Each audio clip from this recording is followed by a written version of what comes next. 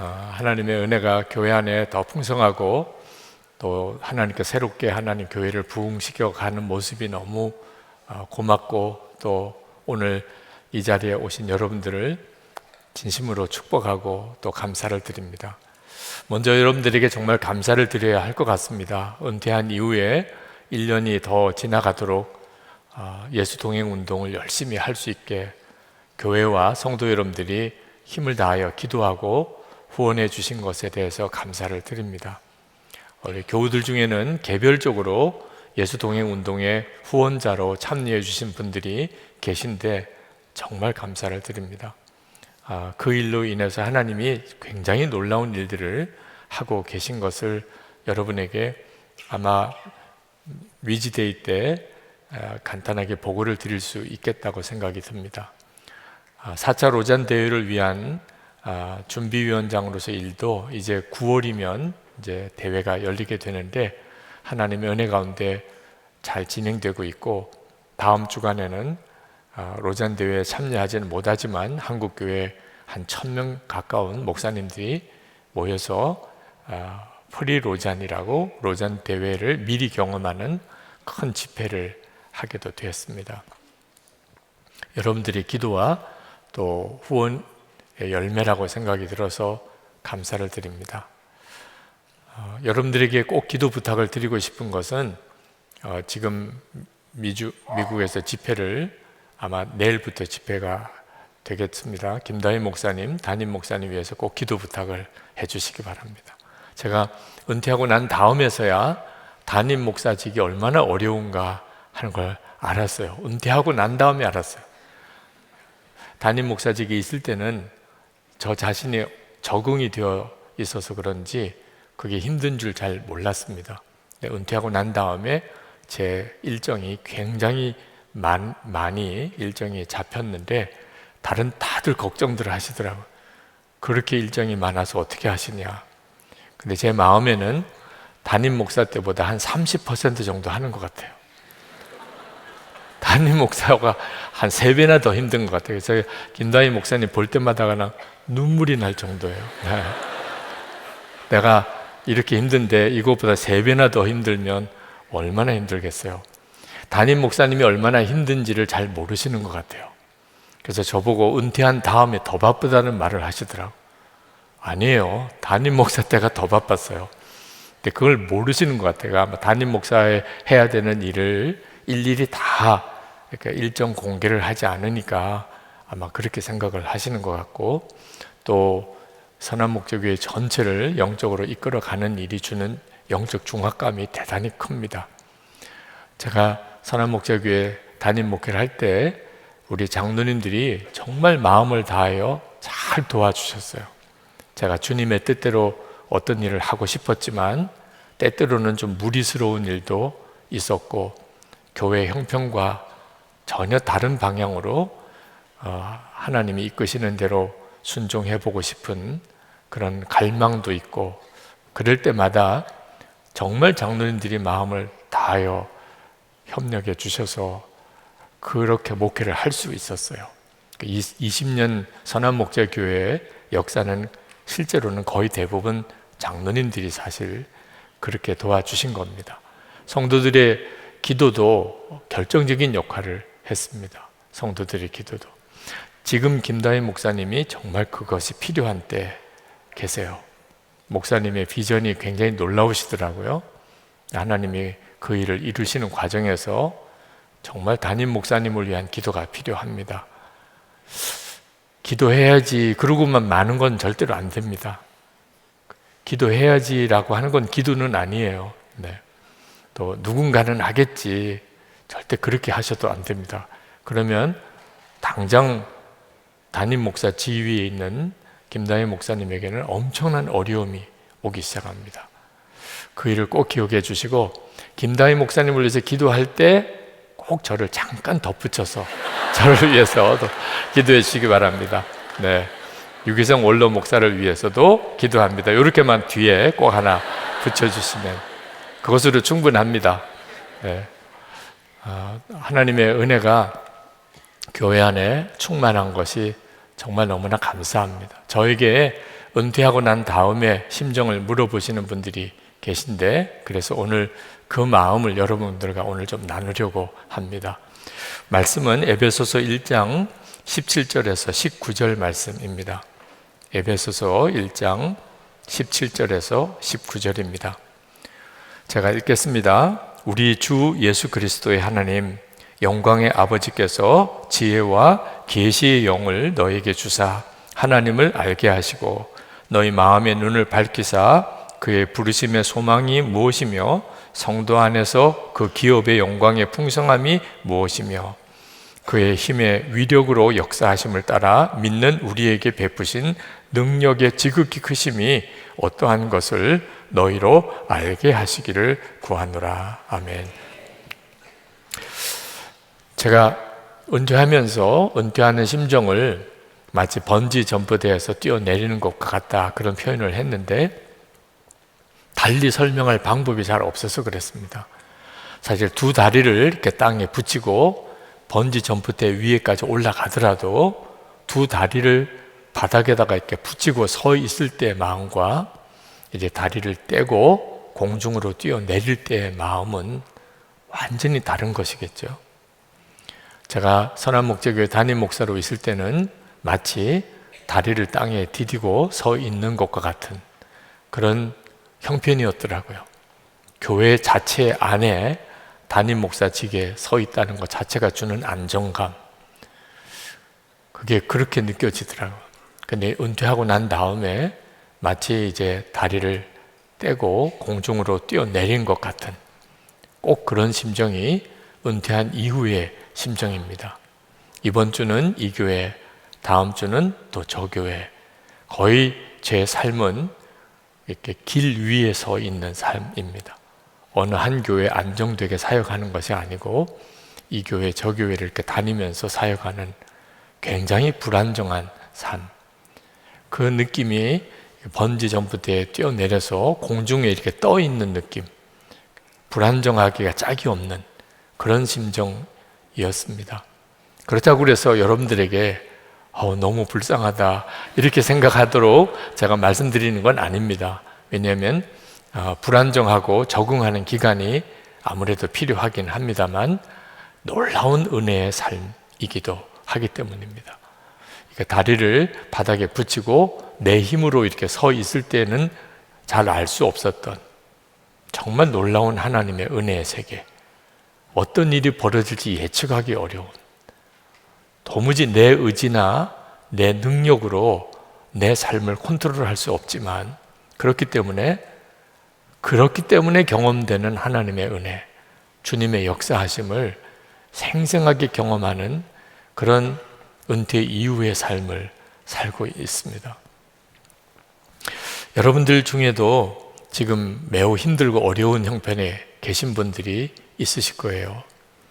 근데 그와 같은 때에 여러분이 꼭 기억하실 것은 힘들다, 어렵다 그렇게만 생각하지 말고 하나님의 놀라우신 은혜를 경험하는 기회가 주어졌다. 여러분들의 믿음과 생각을 바꾸는 일은 여러분의 삶 전체를 바꿉니다. 그래서 어떻게 하나, 큰일이야 이렇게만 생각하지 말고 하나님의 은혜를 놀랍게 경험하는 기회가 왔구나. 그리고 그 믿음으로 기도하세요. 하나님, 이 일을 통하여 하나님을 더 경험하기 원합니다. 반드시 하나님은 여러분들에게 엄청난 간증을 주실 거예요. 어려움이 없는 사람이 간증거리가 없습니다. 어려움은 반드시 놀라운 간증을 가져오게 됩니다. 어떻게 하면 그런 믿음이 될 수 있을까? 그렇게 생각이 바뀔 수 있을까? 오늘 에베소서 교인들에게 사도 바울이 그 기도를 하고 있어요. 그래서 오늘 그 말씀을 여러분에게 드리려고 하는 겁니다. 사도 바울이 에베소 교인을 위하여 3가지 기도를 했어요. 그 3가지 기도의 핵심은 하나님께서 무언가를 더 주시라고 하는 게 아니었어요. 이미 주신 은혜를 깨닫는 눈을 열어달라는 것이었어요. 하나님이 주시지 않은 것을 달라고 기도하는 것은 참 어려운 기도입니다. 오늘도 하나님이 여러분에게 특별한 은혜와 역사를 하나님이 이렇게 주시려고 하시지만 없는 것을 받는 거하고 이미 주신 것을 깨닫는 거하고는 너무나 다르죠. 이미 주신 은혜를 깨닫는 것이 그건 얼마나 쉬운 일이에요. 그죠? 눈만 뜨이면 돼요. 이것을 사도 바울은 지혜와 계시의 영을 주셔서 이렇게 표현을 했습니다. 지혜와 계시의 영을 주셔서 눈을 열어달라는 거예요. 내게 주신 은혜를 보게 해달라는 거예요.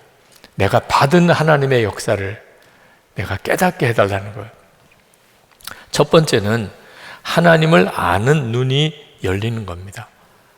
17절에 우리 주 예수 그리스도의 하나님이신 영광의 아버지께서 지혜와 계시의 영을 여러분에게 주셔서 하나님을 알게 하시고, 여러분 우리는 다 하나님을 믿는 사람입니다. 그렇지만 동시에 많은 그리스도인들이 하나님을 믿지 못해요. 그건 하나님이 자기의 삶의 현실이 아니라는 겁니다. 하나님이 계시다는 것은 믿고 또 성경의 하나님에 대한 기록도 내가 믿지만 문제는 지금 내게, 우리 가정에, 내 일터에 하나님은 현실이 아니라고 생각되는 분들이 많습니다. 어느 교회 부흥회를 갔더니 그 부흥회 주제가 하나님이 현실이 되게 하라 였어요. 지금 이 시대에 많은 그리스도인들이 겪고 있는 심각한 마음의 고민을 그대로 표현한 겁니다. 하나님을 믿지만 하나님이 현실이 아니면 하나님을 믿는다는 게 아무 힘이 안 되는 거거든요. 하나님이 우리 가운데 살아계시고 지금도 역사하세요. 문제는 그것을 보는 눈이 열리는가 문제인 거죠. 그래서 에베소 교인들에게 하나님을 알게 해달라, 지혜와 계시의 영을 주셔서 저 에베소 교회 교인들이 하나님을 알게 해달라고 그렇게 기도를 한 겁니다. 여러분, 우리가 지금 하나님이 현실로 느껴지지 않는 이유는 하나님을 아는 눈이 열리지 않았기 때문인 것을 꼭 기억하고, 하나님 어디 계세요? 왜 역사 안 해주시나요? 하지 말고 주님 저에게 오늘 말씀을 붙잡고 지혜와 계시의 영을 주셔서 하나님을 알게 해주셔서 그렇게 기도해야 합니다. 오늘도 우리가 기도할 때 하나님, 제가 제 삶 속에 함께 하신 하나님을 알게 해주옵소서 라고 기도해야 돼요. 하나님이 여러분 가운데 역사하고 계신지는 너무나 분명하게 여러분이 알 수 있습니다. 제가 이제 은퇴한 이후에 목요일마다 이제 예수 동행 목요 집회를 하고 있습니다. 첫째 주, 셋째 주는 감리교 신학대학교 웨슬리 채플에서, 그리고 둘째 주, 넷째 주는 이제 예수 동행 센터에서 기도회로 계속 목요 집회를 하고 있는데, 한 번은 감리교 신학대학교에 예수 동행 집회를 하고 있는데 너무나 충만한 찬양을 드리고 있었어요. 근데 그 성가대석이 바로 강단 옆에 그 구조상 그렇게 있는데, 그 성가대석에 어느 한 청년이 거기 앉아 있어요. 왜 저 청년은 유난히 저 성가대석에 혼자 앉아 있나, 좀 처음에는 왜 그러지 그런 생각을 했는데, 더 난감한 것은 다 일어나서 찬양을 하는데 그 청년은 앉아서 계속 휴대폰을 보고 있는 거예요. 그것도 다들 보는 앞에 성가대석에서. 그러더니 휴대폰이 지루했는지 조는 거예요. 다 일어나서 뜨겁게 찬양하는데 계속 졸아요. 그래서 다른 사람들에게도 은혜도 안 되고 굉장히 피곤한 건가 보다. 그래서 그러면 좀 뒷자리에 가서 좀 쉬든지 하면 좋겠다고 제가 옆에 있는 목사님에게 그렇게 좀 그 청년에게 말해달라고 부탁을 했는데, 나중에 이제 알고 보니까 그 외주 음향 그 업체에서 고용한 직원이에요. 근데 그 청년은 예수를 안 믿어요. 자, 그는 그날 일하러 온 거예요. 그러니까 음향도 점검해주고 또 순서대로 마이크도 전해주고 뭐 마이크도 관리하고 그런 일을 맡은 거죠. 근데 찬양 시간에 자기가 할 일이 없으니까 휴대폰 보다가 또 너무 지루하니까 자다가. 여러분 중엔 그런 사람은 없죠. 네, 피곤해서 주무실 수는 있지만 믿음이 없어서 그런 사람은 없을 거예요. 지혜와 계시의 영을 주사 하나님을 알게 하시고 그랬는데, 우리는 오늘 기도할 마음도 뜨겁게 찬양하는 마음도, 그 말씀을 듣는 마음도 우리 안에는 놀라운 믿음이 있잖아요. 여러분 중에 이미 엄청난 하나님의 은혜의 역사를 경험하고 있는 거예요. 만약에 성령께서 여러분에게 지금 역사하지 않으신다면 여러분도 지금 너무나 지루한 시간을 보내고 있을 겁니다. 오늘 성령 집회가 시작된 지 벌써 1시간여가 지났습니다. 이 시간을 어떻게 견딜 수 있겠어요? 우리는 지금 정말 놀라운 하나님의 은혜의 역사하심, 그 놀라운 증거를 우리 스스로가 가지고 있어요. 영국에 아주 위대한 정치인 윌리엄 윌버포스라고 하는 사람이 있는데, 이 사람은 영국의 근대사를 바꾼 엄청난 크리스천 정치인입니다. 국회의원이었고 영국의 노예 제도를 폐지시킨 사람이죠. 영국이라고 하는 나라가 하나님 앞에 복을 받도록 만든 사람이기도 하다는 의미입니다. 굉장히 신실한 사람이었어요. 그런데 이 윌리엄 윌버포스의 아주 친한 친구가 있었는데, 그 사람은 영국의 수상이었던 윌리엄 피트라는 사람이에요. 이분도 예수를 믿는 사람이긴 했지만 형식적인 크리스찬이었습니다. 하루는 윌리엄 윌버포스가 이 윌리엄 피트 수상과 함께 주일 예배를 같이 드렸어요. 그날 설교하신 분은 당대에 대단히 유명한 설교자였던 리차드 세실 목사님이셨습니다. 근데 윌리엄 윌버포스는 엄청난 은혜를 받아서 그날 그 세실 목사님의 설교를 통하여 너무나 은혜를 받았어요. 근데 예배가 끝나고 난 다음에 그 피트 수상이 그 윌버포스에게 이렇게 이야기를 했습니다. 여보게, 오늘 설교 내용이 도대체 무엇이었나? 나는 정말 정신을 차려서 그 목사님의 설교를 들으려고 애를 썼는데 도무지 이해할 수가 없었어. 무슨 말씀을 하는지를 도무지 알아들을 수가 없었어. 어떻게 이렇게 다르죠? 지혜와 계시의 영이 우리를 말씀을 깨닫게 되고 은혜도 받게 하고 찬양도 하게 하고 기도도 하게 하는 거예요. 누구나 다 그런 반응을 보이는 것이 아닙니다. 하나님의 은혜의 역사에. 지금 이 시간에 내 안에 성령께서 지혜와 계시의 영으로 역사하는지 안 하는지 여러분이 알고 있어요. 오늘 내게 하나님이 역사하시는구나. 우리는 하나님이 역사하시는 은혜를 실제로 받고 있으면서도 하나님은 어디 계시지? 왜 내게는 역사 안 하시나? 그렇게 생각을 한다니까요. 깨닫지 못해서 그래요. 하나님을 아는 눈이 열려야 되는 거예요. 제가 이번에 지난 며칠 전에 엊그제 들어왔어요. 일본에서의 사역을 마치고 돌아왔는데, 거기서 일본에서 복음을 전하는 80세의 연세가 많으신 미국 선교사님을 만났습니다. 근데 그분을 만나서 일본에서 전도했던 이야기를 잠깐 들었는데, 어느 일본 사람에게 요한복음 3장 16절을 읽게 해줬대요. 근데 그 요한복음 3장 16절이 우리가 잘 아는 대로 하나님이 세상을 이처럼 사랑하사. 근데 이분이 하나님이 세상을 이처럼 사랑하사 라고 읽다가 더 이상 말을 못 하더래요. 하나님이 세상을 사랑하셨어? 이 사람에게는 처음 듣는 이야기고 충격이고 이해가 안 되는 말씀. 그런 이야기를 하더라고요. 하나님이 세상을 사랑하셨다고? 그 사람은 그 안에 성령께서 계시지 않았기 때문에 이 복음 중에 복음인 말씀이 그에게는 너무나 큰 충격으로 와닿는 것을 보았다는 거예요. 자, 여러분은 하나님이 여러분을 사랑하시는 것에 대해서 자연스럽게 받아들이고 있습니까? 그게 얼마나 놀라운 일인지 아세요? 이게 내 안에 지금 어떤 일이 벌어지고 있는지를 여러분이 아셔야 하는 거예요. 여러분 안에 정말 하나님의 성령이 여러분 안에 계시지 않았다면 여러분도 하나님이 사랑하신다고 우리 오늘 연주해 주신 그 연주의 곡도 주제가 그거죠. 하나님은 지금 우리 가운데 놀랍게 역사하고 계세요.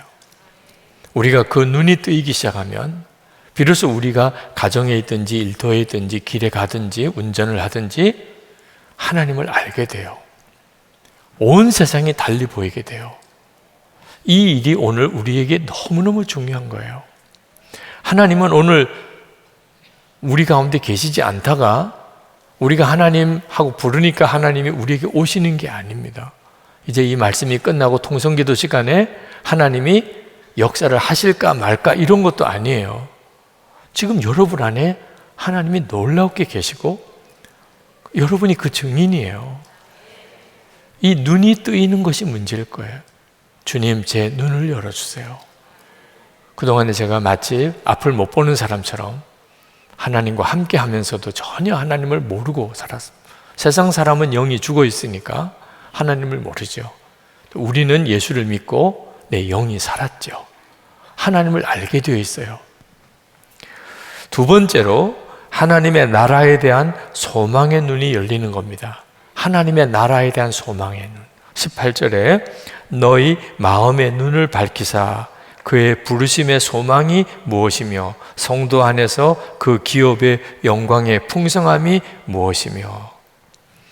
여러분, 우리가 예수를 믿고 이미 받은 복이 하나님의 나라를 소유하는 하나님의 자녀에게 허락된 엄청나고 풍성한 그런 하나님 나라 기업의 복을 받았어요. 여러분 모두가 그렇습니다. 여러분은 정말 부자예요. 하나님의 자녀된 권세를 가지고 있어요. 여러분은 하나님의 나라의 백성이에요. 하나님과 함께 왕노릇 하실 거라고 약속하셨어요. 여러분 스스로가 여러분을 초라하게 여길지 몰라도 여러분이 받은 은혜는 엄청난 은혜예요. 문제는 마음의 눈이 밝혀서 그걸 여러분이 아는가? 아니면 그런 은혜를 받고도 자기가 무슨 은혜를 받았는지 모르고 사는가? 그 차이가 있을 뿐이에요. 여러분 오늘 집회가 마쳐지면 여러분의 집으로 돌아가실 겁니다. 지금 현재 매우 피곤하고 오늘 하루 아주 힘든 일이 있었고 그렇더라도 이제 집회가 끝나면 집에 가서 쉴 수가 있어요. 여러분이 누울 자리가 있고 또 씻을 수 있는 그런 집이 있는 게 얼마나 좋아요.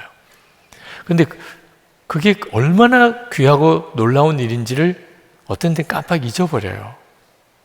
만약에 우리 중에 오늘 집회가 끝나고 돌아갈 집이 없는 사람이 있다면 어디로 가야 될지 모르겠어요. 찜질방에 가야 되나? 어느 여관을 찾아가야 되나? 아니면 어떤 역에 가서 노숙을 해야 되나? 그런 사람 심정이 얼마나 힘들겠어요. 오늘 내게는 집이 있어요. 내가 오늘 저녁 집회가 끝나면 갈 집이 있다는, 그게 주는 안정감. 근데 죽을 때 똑같은 일이 벌어져요. 우리가 죽을 때 내가 죽고 난 다음에 갈 집이 있어요. 이게 소망이에요. 죽는 것으로 끝나지 않아요. 죽으면 어떻게 가지? 나 죽으면 어떻게 해? 그렇지 않습니다. 우리는 죽고 난 다음에 갈 본향이 있어요. 그것이 우리의 마음을 완전히 다르게 만드는 거예요. 내가 비록 지금 이 세상에서 사는 동안에는 힘든 일이 많고 어려운 일이 많고 고난이 많고 또 아주 어려운 사명의 길을 가고 있어요. 상관없어요. 마치 피곤하고 힘들어도 저녁이면 내가 돌아갈 집이 있으면 그러면 얼마든지 쉴 수 있잖아요. 그죠? 근데 안타깝게도 너무나 많은 사람, 이제 우리가 전도 집회를 앞두고 있습니다만 너무나 많은 사람들이 죽고 난 다음에 갈 집이 없어요. 그게 얼마나 두려운 일인지도 몰라요. 죽음 눈앞에 딱 왔을 때 비로소 정말 비명소리가 들어요. 죽음이 눈앞에 왔을 때 갈 집이 없는 거예요. 마치 저녁이 되었는데 갈 집이 없는 사람. 그 정말 비참한 일이죠. 여러분에게 천국에 대한 믿음이 있다는 건 이건 너무나 놀라운 거예요. 그런데 문제는 그게 그렇게 놀라운 축복이라고 느껴지지 않는 게 문제인 거예요. 그런 은혜를 받고도 천국도 믿고 하나님의 나라도 믿어요. 그런데 그게 얼마나 놀라운 복인지를 모르는 거예요. 이것을 아는 마음의 눈이 밝혀지면, 아, 하나님의 나라가 있구나. 이 세상은 정말 짧게 사는 거구나. 영원한 하나님의 나라가 있구나. 그 마음의 눈이 밝혀지면 마치 소풍 가기 전날 아이처럼, 방학을 앞두고 있는 사람처럼, 월급날 오기 전날 직장인처럼, 아직 받은 것도 아니에요. 방학이 아직도 아니에요. 우리는요, 연휴만 다가와도 정말 공휴일이야. 그것만 다가와도 그냥 오늘 고생스러운 게 위로를 받아요. 그죠? 아, 그날은 좀 쉴 수 있어. 그날은 좀 여행도 갈 수 있겠어. 그게 소망의 즐거움이에요. 세상에 아무리 힘들고 어려워도 내게 하나님의 나라가 있음이 마음의 눈이 밝혀 알게 되면, 그러면 여기서 기뻐하게 돼요. 소망 중에 기뻐, 소망 중에 즐거워하는, 항상 기뻐하라, 그 말씀인 거죠. 이게 얼마나 놀라운 능력인지 아시나요? 제가 은퇴하고 난 다음에 갑자기 그런 마음이 들더라고요. 내가 이제 무엇에 내가 열정적으로 살 수 있을까? 그동안에는 교회를 섬기느라고 정말 제가 가지고 있는 모든 것을 다 들여서 애를 썼지만, 이제 은퇴를 했으니 내가 이제 무엇에 열정적으로 내가 힘을 쏟을 수 있을 게 뭔가, 그런 생각이 갑자기 들었어요. 힘이 쫙 빠지는 느낌인 거예요. 근데 그때 주님이 저에게 주신 은혜가 굉장히 컸어요. 작년 9월 30일입니다. 제 예수동의 일기예요. 2023년 9월 30일. 오늘 기도 중에 이제 무엇을 위하여 살 것인가 깊이 생각했습니다. 은퇴하고 나니 열심히 살아야 할 이유가 사라진 듯 했습니다. 은퇴했는데 열정이 일어날 일이 무엇이겠습니까?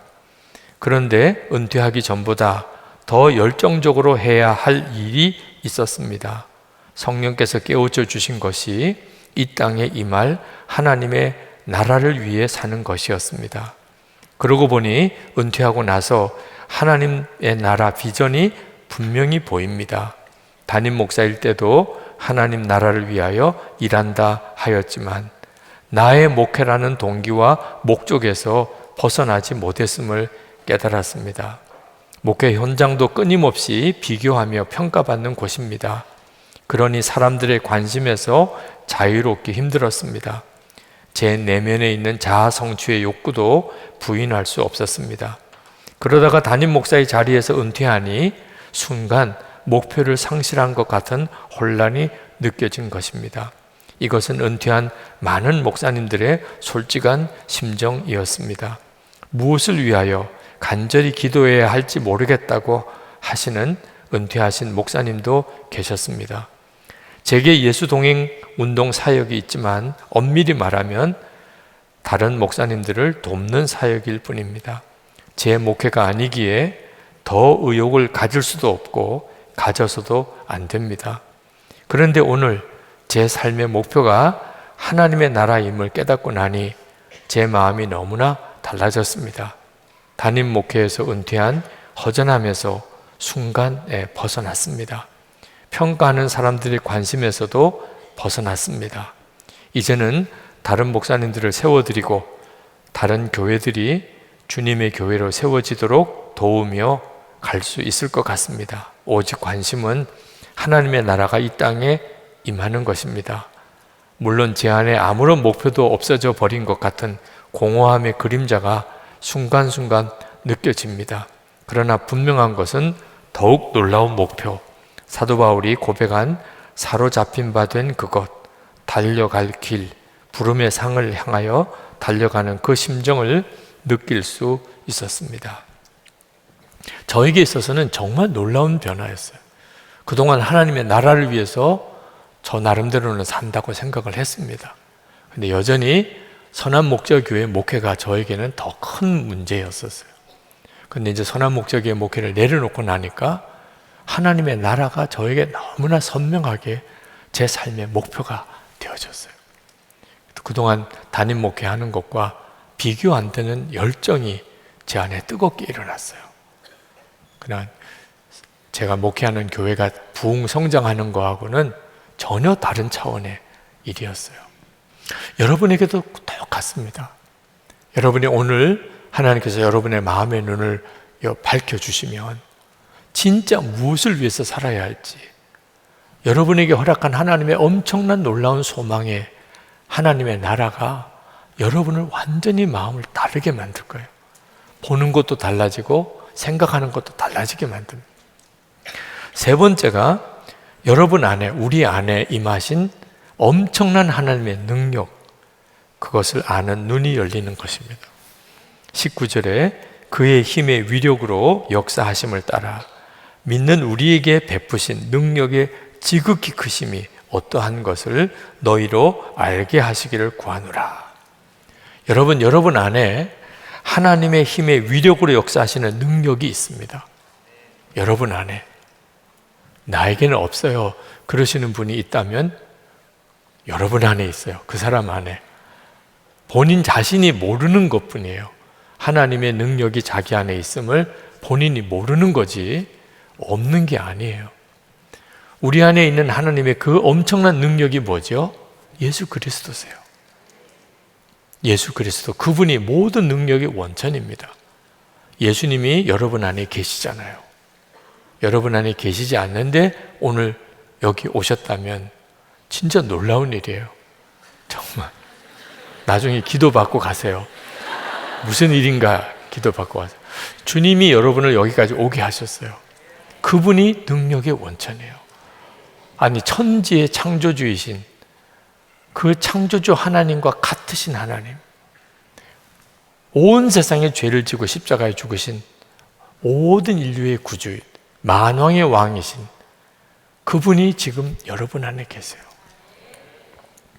이 사실이 믿어지냐 안 믿어지냐 문제지 계시냐 안 계시냐의 문제가 아니에요. 오늘 이 밤에 주님이 여러분 안에 계신 것이 여러분에게 정말 믿어지면 여러분 자신이 비로소 하나님 앞에 엄청나고 놀랍게 쓰임을 받게 돼요. 여러분을 통하여 주님이 일하시기 시작하니까. 우리는 단순히 용서만 받은 사람이 아닙니다. 주님을 마음에 모시고 사는 사람이에요. 한 번은 제가 설교를 하러 오다가 복도에서 어느 여성도님을 한번 만났는데 그냥 다급하게 기도 부탁을 하시더라고요. 암이라는 거예요. 목사님, 제가 암 진단을 받았다는 겁니다. 굉장히 마음이 낙심이 되어 계셨어요.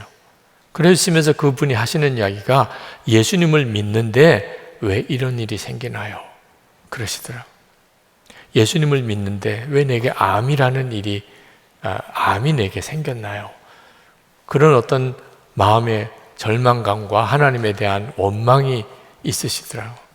여러분, 예수 믿어도 암이 생깁니다. 예수 믿는 것과 암 생기는 것과는 직접적인 관련이 없어요. 예수를 믿어도 사고를 당하기도 하고 예수 믿는 사람도 사업이 망하는 일도 있습니다. 예수 믿는 사람에게도 불합격하는 일도 있고요. 문제는 뭐가 다르냐 하면 그런 어려운 일을 만났을 때 낙심하느냐 아니면 그런 일을 만났을 때 감사하느냐 하는 차이예요.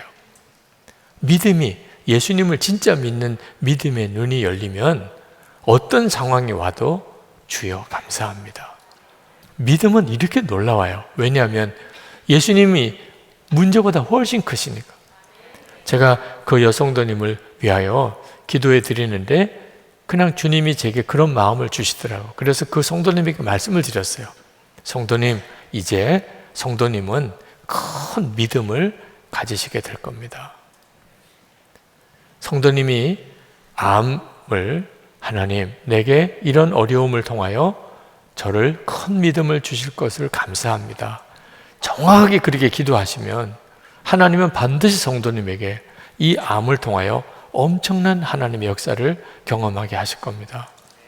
그런 말씀을 그 짧은 시간에 그냥 분명하게 드리고 그리고 그분을 위해서 기도해 드리고 그리고 설교하러 내려왔는데 제가 그렇게 말씀을 드릴 수 있었던 것도 그분 안에 주님이 계신 것을 너무나 분명하게 알았기 때문이에요.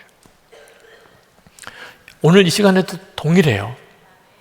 여러분이 어떤 문제를 가지고 계시든지 여러분 안에 그 문제보다 훨씬 크신 주님이 계세요. 이것을 보는 눈이 뜨일 일이 필요한 거예요. 근데 여러분이 먼저 믿음으로 취하실 수 있어요. 그 믿음이 아주 작은 것이라도 좋아요. 없는 것과 믿음이 없는 것과 믿음이 작은 것은 완전히 다른 거예요.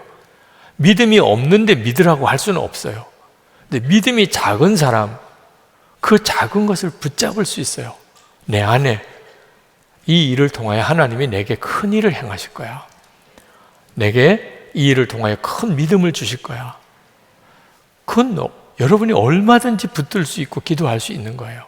그리고 하나, 여러분이 그때마다 주님께 순종하시는 거예요. 여러분 안에 계신 주님께 순종하기만 하면 돼요. 제가 선한목회교회 담임 목사로 있을 때 도와달라는 전화와 메일을 굉장히 많이 받았어요.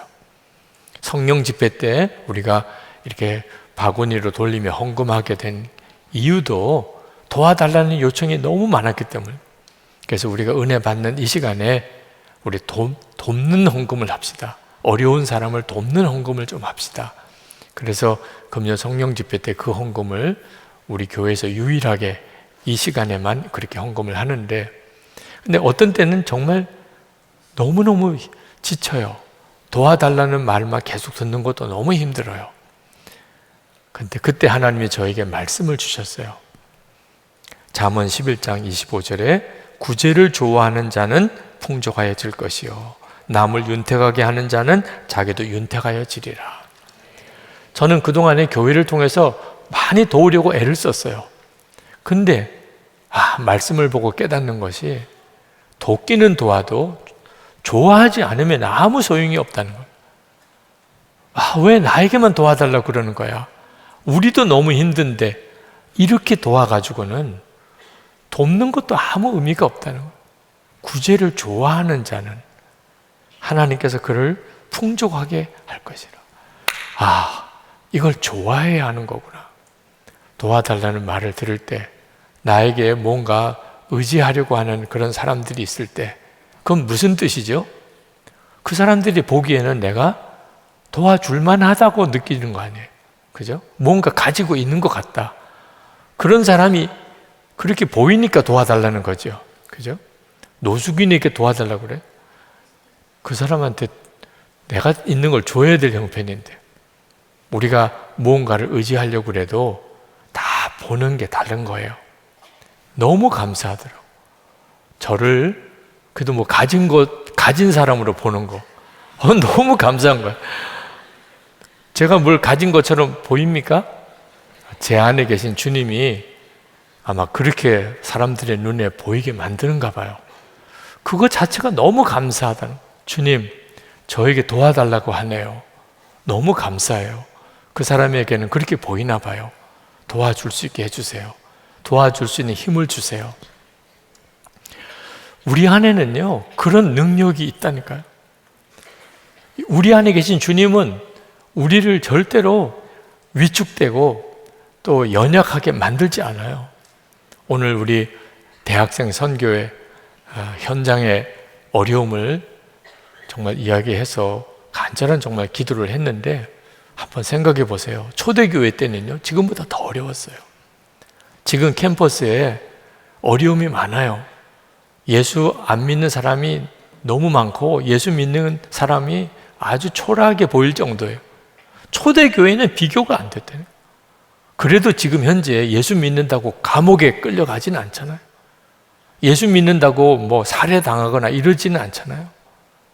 지금 처지와 형편을 하나님의 역사의 시대와 비교해 보면 절대로 힘들다 어렵다고만 할 일이 아니에요. 주님은 고린도라고 하는 도시에 그렇죠, 몇 안 되는 소수의 무리들을 통하여 하나님의 역사를 이끌어 갔잖아요. 우리가 주님을 바라보면 주님은 우리 안에 어디서 그런 담대함이 생기는지 담대한 마음을 주세요. 오늘 하나님께서 그 일을 여러분에게 이루시기를 축복합니다. 주님이 오늘 여러분에게 오셔야 되는 것이 아니고 지금 여러분 안에 계신 주님을 보는 눈이 뜨이는 거예요. 주님을 바라보는 눈이 열리기 시작하면 비로소 믿음의 자세가 달라져요. 주님을 믿는 믿음이 옛날처럼 어설프지 않습니다. 이제는 확실하게 주님을 믿어요. 그리고 주님께 순종하게 돼요. 헨리 나우엔이 한번 책에서 로드레이라고 하는 서커스 고개사를 만난 이야기를 했습니다. 공중 고개를 하는, 그네 타기 하는 고개사인데 그가 이런 말을 했습니다. 날아가는 사람은 절대 잡는 사람을 잡으려 해서는 안 된다는 겁니다. 나는 사람은 잡아주는 사람을 완전히 믿어야 합니다. 그리고 잡아줄 때까지 기다려야 하는 거지요. 저 아래 새까맣게 올려다보고 있는 군중들 위에서 고개사는 몇 번 도움 닫기를 통해서 가장 높은 정점에 오르게 되었을 때 바로 그때 고개사는 겁도 없이 그네를 놓습니다. 그리고 완전한 자세를 취한 상태에서 단순히 손을 내밀고 오직 잡는 사람이 강한 손으로 공중에서 자신의 손을 잡아주기만을 기다립니다. 여기서 만일 고개사가 불안하여 몸을 움츠리고 완전한 자세를 잡지 못한다면 잡아주는 사람이 저를 잡을 수 없게 될 뿐 아니라 사람들의 감탄을 받는 멋진 고개가 되지도 못할 것입니다. 멋진 서커스란 자기 자신을 공중이라는 미지의 공간에 완전히 맡기는 겁니다. 그것은 떨어지는 자신을 잡아주는 상대편을 믿기 때문입니다. 저는 꼭 공중근해를 하는 고개사 같은 느낌이에요. 지금 매 순간순간 저는 가장 높은 정점에 그네를 타고 올라가서 거기서 그네를 탁 놓아버립니다.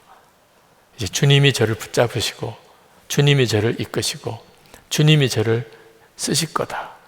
그 믿음으로 주님께 완전히 맡기는, 주님이 눈에는 보입니까?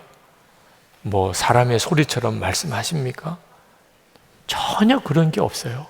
완전한 믿음으로 주님이 제 안에 역사하시는 것을 계속 바라보니까 이제는 주님을 완전히 신뢰하는 담대한 믿음이 생긴 것뿐이에요. 그 담대한 믿음이 완전한 순종이라는 자세를 만드는 거예요. 그 다음에는 주님이 하시는 일을 보는 것뿐이에요. 야, 주님이 또 이 일을 하셨구나, 또 저 일을 하셨구나. 지금까지 주님은 제 삶을 통해서 하나하나 다 버리게 하셨어요. 제 오른쪽 다리 버리게, 대학원 학위 버리게 하시고, 큰 교회를 섬기는 목회 성공 그것도 포기하게 하시고, 아주 안락한 삶 다 버리게 하시고, 그때마다 정말 눈물이 났어요. 나는 왜 이렇게만 해야 되나? 꼭 예수님을 이렇게 믿어야 되나? 몰랐어요. 전적으로 주님만 의지하는 것이 아니면 주님은 쓰실 수 없다는 거예요. 그래서 제가 조금이라도 주님보다도 다른 어떤 것을 의지하는 것들은 주님이 냉정하게 다 포기하게 하셨어요. 그때 그래도 감사한 것은 그냥 뭐 눈물을 흘렸을지라도 순종하겠습니다, 포기합니다, 그런 것 때문에. 그리고 5년 일찍 은퇴할 때도 전적으로 주님 의지하고 주님만 믿고 나아가게 하시고, 그리고 주님이 하시는 일을 보는 거예요. 그런데 이 일은 여러분에게도 똑같아요. 그러니까 어설프게 예수님을 믿지 마세요. 그냥 적당하게 내 힘도 의지하고 사람도 의지하고 주님도 의지하고, 이것이 바로 구약 성경에 계속 나오는 우상 숭배와 똑같아요. 하나님만 의지하지 않는 백성들, 하나님은 역사할 수 없어요. 그렇다고 사람들 관계 다 끊으라는 거 아니에요. 다 도와줄 사람들이에요. 남편 도와주고 아내도 도와주고 자녀도 도와주고 부모도, 주변에 있는 사람들, 내가 도와줄 사람들이지, 나 도와줄 사람은 주님이세요. 나는 주님만 믿어요. 주님만 의지해요. 여러분, 앞으로 여러분에게 힘든 일, 어려운 일들이 있으실 거예요. 그런데 두려워하지 마세요. 그 모든 어려움보다 주님은 더 크세요. 그러니까 지금 여러분이 지금 겪고 있는 일, 거기서 주님 의지하는 법 배워야 돼요. 주님 왜 자꾸 이런 일만 저에게 주시나요? 계속 지난번에 합격을 못했으니까 또 주시는 거예요. 재시험의 기회를 주신 거예요. 재시험의 기회를.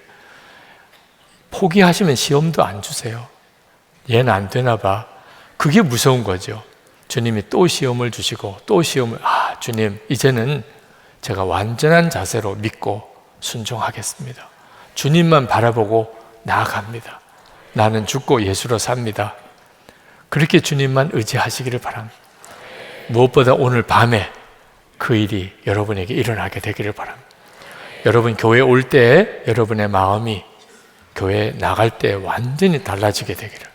세상에 이제 교회 오늘 문턱을 나가면서 갑자기 왜 세상이 이렇게 작아졌지? 정말 왜 이렇게 작아진 거야? 여러분이 커진 거예요. 주님을 바라보는 눈이 뜨인 거예요.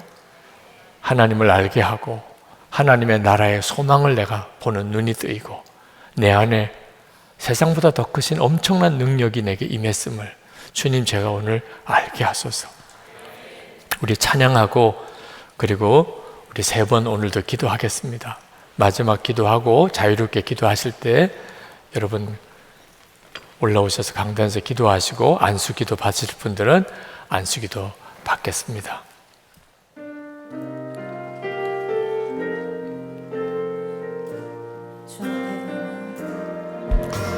주 앞에 나와 제사를 드리는 마음 열어 내 삶을 드리는 주를 봅니다.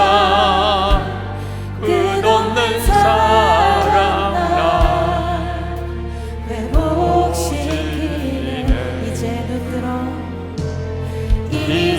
눈 들어 주 보내 그 능력 날 새롭게 주님의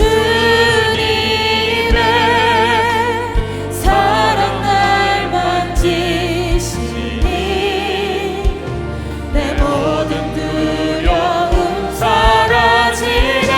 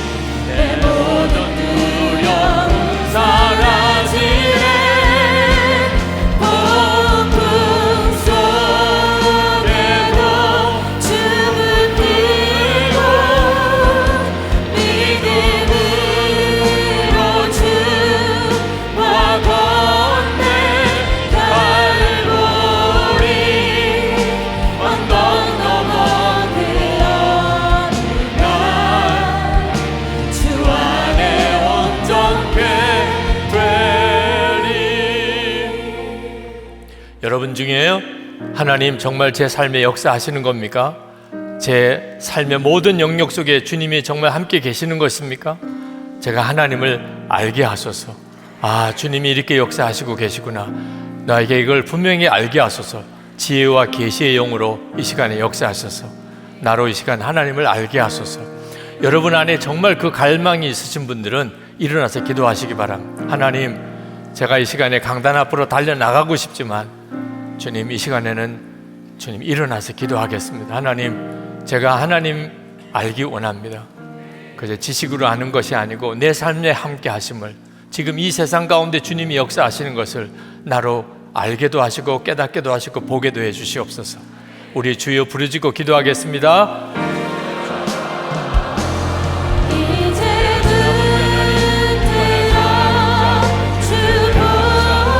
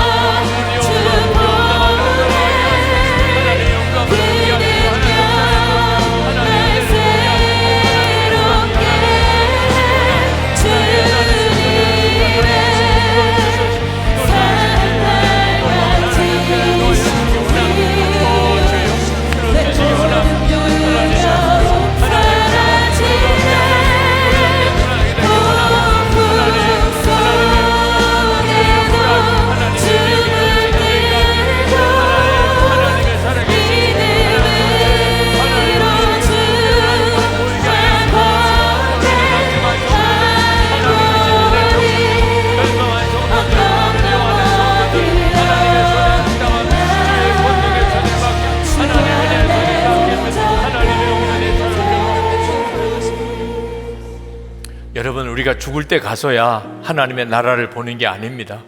지금 하나님은 우리에게 하나님 나라를 보여주십니다. 성도가 받을 그 엄청나고 놀라운 하나님의 자녀가 받는 상급을 하나님 우리에게 알게 하십니다.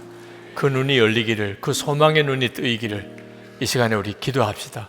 하나님, 제가 소망 중에 즐거워하게 하소서. 어떤 형편과 처지에 있든지 하나님 나라를 바라보며 성도가 받을 그 엄청난 상급을 내가 이미 받았음을 깨닫게 하소서. 하나님, 내 마음과 생각을 완전히 바꾸소서. 두려움과 염려, 우울한 마음 다 떠나가게 하소서. 하나님이 주시는 즐거움으로 가득 차게 하여 주옵소서.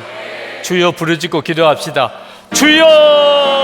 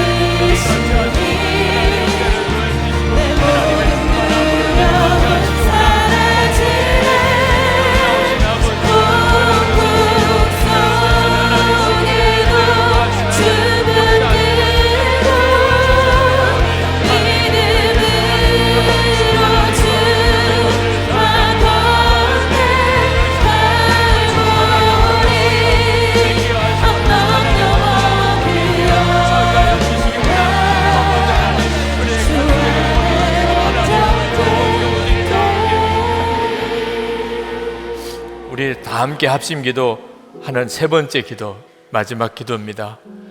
우리 안에 함께 하시는 주님을 보게 하소서. 오늘 이 밤에 하나님께서 그 역사를 이루소서. 주님, 제게 얼마나 엄청난 능력이 제 안에 있는지를 분명하게 알게 하소서. 세상이 정말 두려워지지 않고 문제가 콩알처럼 작아지게 하여 주소서. 그래서 완전한 믿음과 순종으로 주님께 나아가게 하소서. 이 일이 우리 가족들에게 온전히 이루어지게 하소서. 우리 선한목자교회 성도들과 한국 교회 안에 이 영적 각성이 일어나게 해 주시옵소서. 우리 주여 세 번 부르짖고 기도합니다. 주여!